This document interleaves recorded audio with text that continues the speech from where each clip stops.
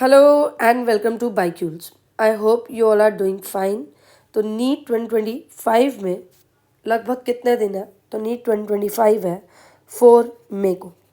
आज से लेकर चलो तो लगभग आपके पास 45 डेज से भी ऊपर है। और अगला नीट कब है? अगला नीट होगा 2026 में, मतलब 365 डेज के बाद। तो सबसे पहली बात मैं आपको ये कहूँगी, डू नॉट गिव अप। आप में से बहुत सारे बच्चे अभी ऐसे होंगे जिन्हें ऐसा लग रहा होगा, सेल्फ डाउट आ रहा होगा कि हमें तो कुछ नहीं आता है और हम करेंगे तो हमारा रैंक कम आएगा। छोड़ो यार, क्लियर तो होना नहीं है, अगले साल पूरी मेहनत से करेंगे। अभी आप ख्वाब देख रहे होगे कि एक बार हाँ ये भसड़ दिमाग से निकल जाए, ये पागलपन निकल जाए, ये नीट का एग्ज़ाम चला जाए, नया बैच लेंगे, नई तरीके से तैयारी करेंगे, 8 घंटे का स्केड्यूल बनाएंगे, प्रॉपर PYQ सॉल्व करेंगे, सब कुछ करेंगे और फिर फोड़ देंगे नीट को। तो भाई रुक जाओ, ऐसा कुछ भी नहीं होने वाला। अगर आज आपके अंदर सेल्फ डाउट है तो मैं आपको बता रही हूँ, अगले साल इसी टाइम तक दोबारा आपके अंदर सेल्फ डाउट होगा।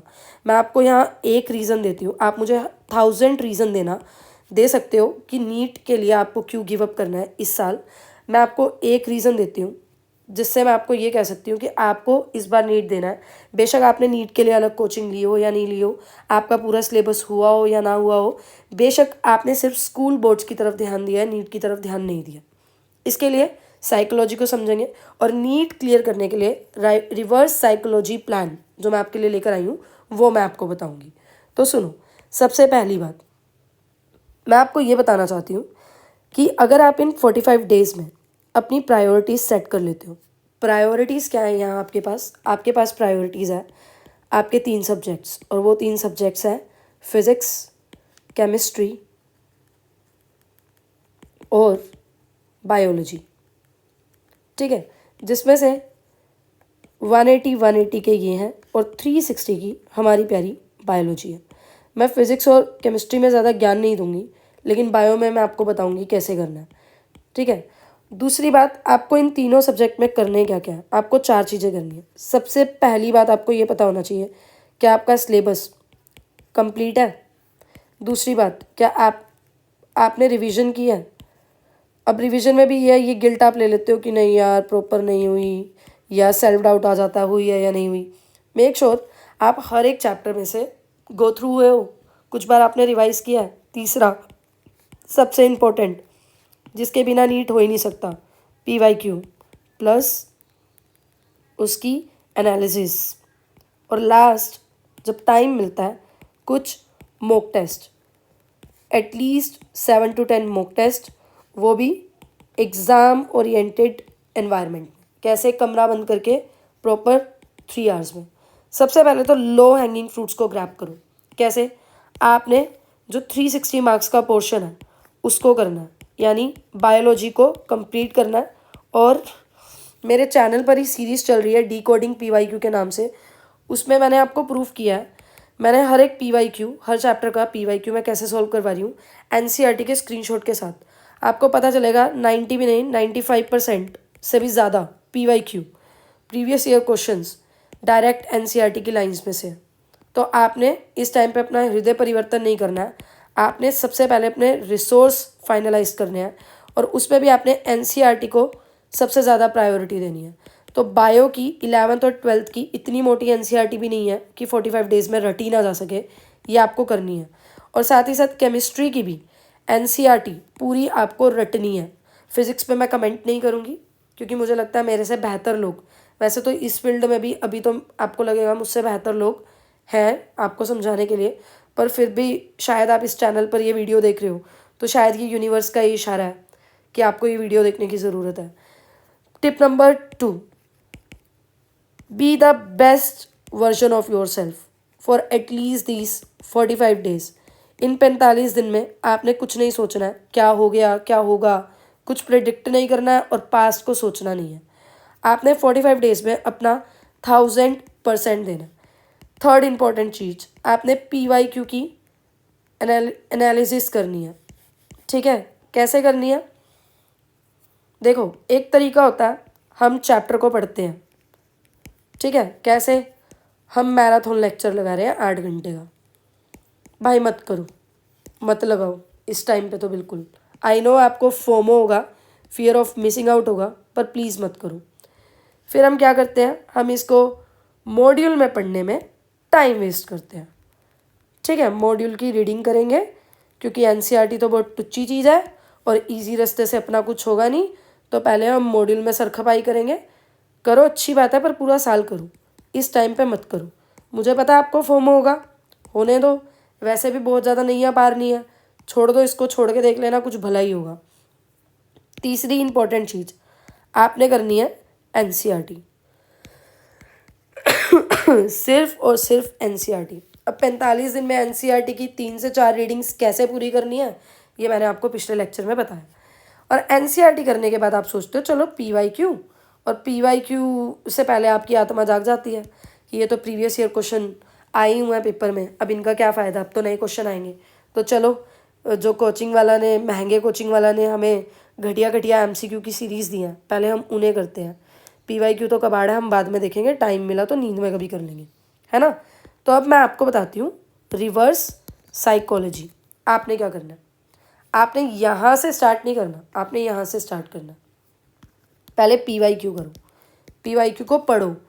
मान लो आपने 30 पीवाईक्यू पढ़े, आप देखो आपकी मेमोरी में कितने पीवाईक्यू सॉल्व हो पाए हैं।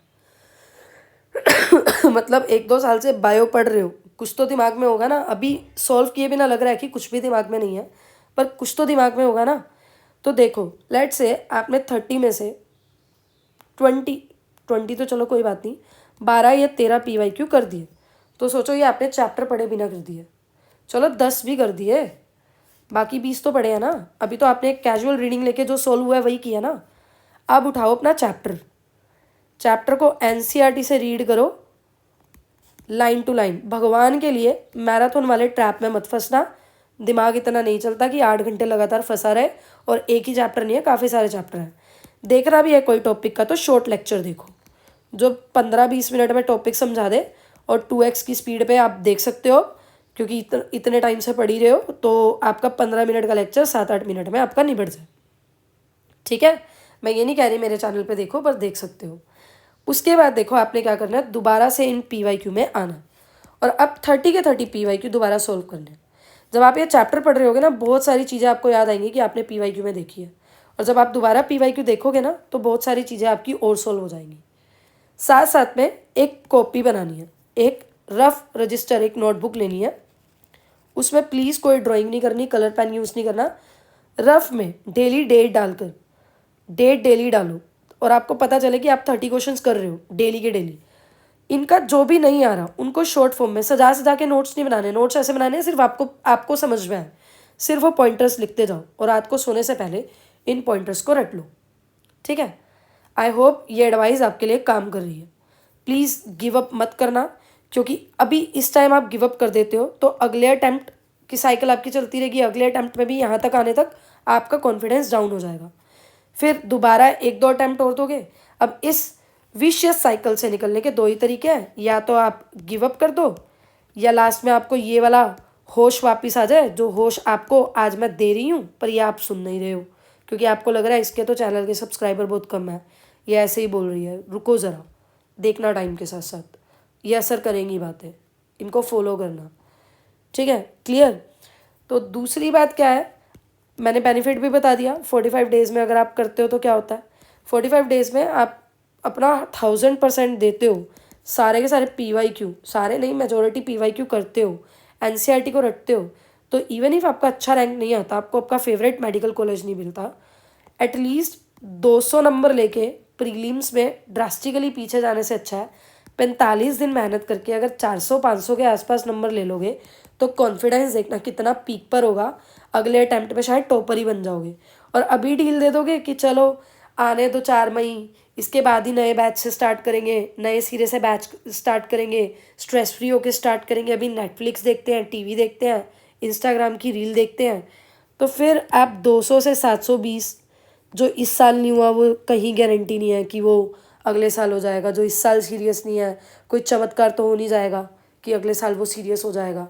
ये अभी बस उसके माइंड में है कि मैं प्रॉपर रूटीन बनाऊंगा, 8 घंटे ये फॉलो करूंगा, वो करूंगा। अभी आपको मेरी बातें कड़वी लग रही हैं, आप मत करो मुझे सब्सक्राइब, पर सूनर और लेटर आपको रियलाइज़ होगा कि शुगर कोटेड बातों का फ़ायदा नहीं है। जो बड़े बड़े कोचिंग वाला करते हैं उनको सिर्फ अपने बैंक बैलेंस से प्यार है। वो समझते हैं कि आप टीनेजर्स हो, आप ऐसी स्टेज में हो कि अगर आपको कोई डांटेगा, डांट के समझाएगा तो आपको वो दुश्मन लगेगा, और शुगर कोटेड बातें करके वो आपको कुछ भी समझाएंगे तो आपको ऐसे लगेगा ये हमारे लिए ही है। नहीं, वो सिर्फ अपने व्यूज़ बढ़ाने के लिए है। ठीक है, आप लोग उनके लिए बैंकर्स हो। तो बी प्रोफेशनल, बी सेल्फिश, अपने लिए सोचो। थोड़ी बहुत डांट खा भी लोगे तो कुछ नहीं होगा। अब सुनो मेरा एक इनिशिएटिव सुनो। मैं अपने डिस्क्रिप्शन में, इस वीडियो के डिस्क्रिप्शन में टेलीग्राम चैनल का लिंक डाल रही हूँ, जो कि मैंने अभी बनाया टेलीग्राम चैनल। तो जाहिर सी बात है उसमें कोई सब्सक्राइबर नहीं है, आप उसे ज्वाइन कर लो। मैं नहीं कह रही कि जब उसमें 100 सब्सक्राइबर ज्वाइन होंगे तब मैं करूँगी। चाहे कल से मैंने ये चीज़ स्टार्ट कर देनी है, चाहे एक भी सब्सक्राइबर ना हो। मैंने रोज़ शाम 7 बजे तक 15 नीट के बायो के MCQ डाल देने हैं, और इसके बाद मैं 1 या 1.5 घंटे का आपको रेस्ट दूंगी जिसमें आप इन्हें एनालाइज करो, और फिर मैं PDF फॉर्म में हैंड रिटन सॉल्यूशन, जो कि फ्लो चार्ट वगैरह की फॉर्म में इजी लैंग्वेज में होंगे, बुकिश लैंग्वेज में नहीं होंगे, वो आपको प्रोवाइड करूँगी। आपने क्या करना है, उसको देखना है, एक रजिस्टर लेना है, अपनी गलतियाँ एनालाइज करनी है, और जो रजिस्टर मैंने आपको अभी पहले भी कहा बनाया हुआ है उसी में इनके पॉइंटर्स को लिखते जाना, और फिर देखना आपका कॉन्फिडेंस कितनी पीक पर जाता है और आपके मार्क्स, आपके स्कोर्स कितने पीक पर जाते हैं। So this is all about today's video. मेरा कोई मोटिव नहीं है मैं इसको लंबा एक्सटेंड करूं और बहुत ज़्यादा ज्ञान दूं। बात सीधी सी इतनी है, आपको ऐसे लगेगा मुश्किल रास्ता अपनाना चाहिए, क्योंकि ड्रीम कॉलेज तो तभी मिलेगा। किसी की बातों में मत आओ, भेड़ चाल में मत चलो, शेर अपना रास्ता खुद बनाता है। प्लीज़ बी रियलिस्टिक, वही करो जो फॉलो कर सको। आई होप आपको सब समझ आया होगा। Please like, subscribe and share. Thank you so much. और हाँ, एक बहुत इम्पॉर्टेंट बात, PYQ क्यों ज़रूरी है। PYQ ना, मान लो अगर आपने PYQ की एनालिसिस भी नहीं की, पर एटलीस्ट आपको क्वेश्चन और आंसर्स पता चल गए हैं, है ना, तो आपको जब PYQ लगाओगे ना तब भी पता चलेगा कितने सारे क्वेश्चंस रिपीट हो रहे हैं। इवन ऑप्शंस रिपीट हो रहे हैं, जो आज ऑप्शंस में है वो 2 साल बाद क्वेश्चन में है। तो कितनी सारी स्कोर बूस्टिंग तो आपकी PYQ को कर ही हो जाती है। क्लियर। और आप खुद सोचो, खुद से डेली आप 30 क्वेश्चन प्रैक्टिस कर रहे हो, बहुत ही ज़्यादा अच्छा, बहुत ही ज़्यादा, इससे अच्छा तो कुछ भी नहीं है। लेकिन आप अपना रूटीन नहीं बना पा रहे हो, तो आप मेरे चैनल में से 15 क्वेश्चन डेली फॉलो कर रहे हो, तो आप खुद कैलकुलेट कर लो 45 × 15 आप कितने क्वेश्चन डेली कर रहे हो, है ना। मतलब टोटल नीट के आने तक आप कितने क्वेश्चन कर रहे हो। बाकी मॉक टेस्ट अभी से ही, चाहे कोई तैयारी है या नहीं, हर संडे को बैठकर एक मॉक टेस्ट लगाओ 3 आवर्स का, जिस टाइम पे आपका नीट का टाइमिंग होगा एग्ज़ाम का उसी टाइम पे, और तब हिलना नहीं है 3 घंटे। ऐसा नहीं कि 15 क्वेश्चन लगा के ब्रेक, फिर 15 क्वेश्चन लगा कर ब्रेक, नहीं। इससे क्या होगा ना, आपका ब्रेन एग्ज़ाम के प्रेशर को सहने के लिए थोड़ा सा मोटिवेटेड रहेगा।